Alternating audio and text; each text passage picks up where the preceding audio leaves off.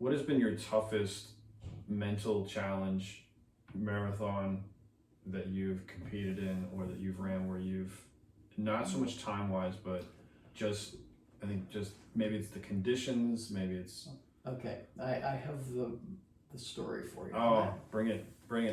This was it was actually on a cruise ship.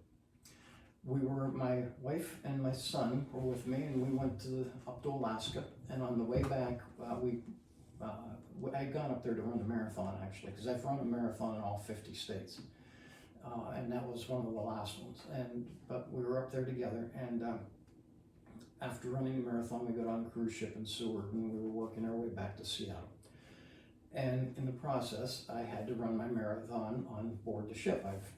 That was a decision that when I made my first cruise, it was I was going to run a marathon every time I went on a cruise ship. That was something that I said to myself, and so I had to run this. So this wasn't a scheduled marathon? No, these were all training. These were impromptu. These were all unofficial marathons that I did all by my little lonesome at 2 o'clock in the morning. I would get out at 2 o'clock because I didn't want to have people out on the decks, in my way, because you're running on a narrow track. Yeah. And you have the sunbathers pushing their chairs out in the middle of the track, and they're drinking their beer and having a good time. Sure. And I didn't want to bother them. Yeah. I wanted to be Yeah. out of their way. Sure.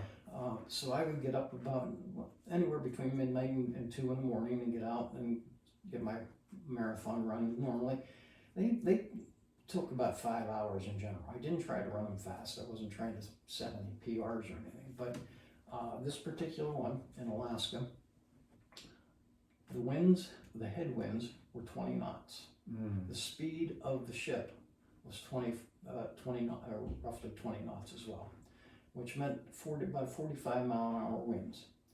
So I'm running out on the outer deck of the ship. Temperature is about 34 degrees.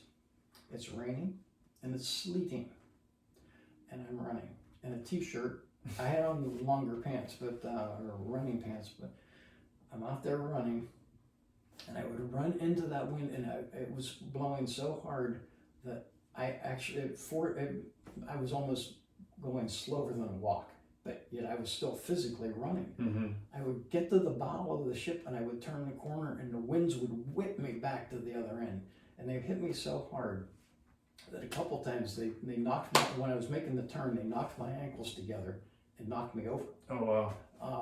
I got up and I kept on going, and it kept on getting worse. The snow and the sleet got worse and worse. It took me 5 hours and 45 minutes. I came in, I took my shirt off, and I actually looked like a piece of raw meat. Really?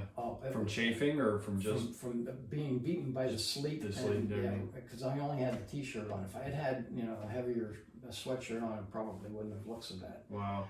But that was the toughest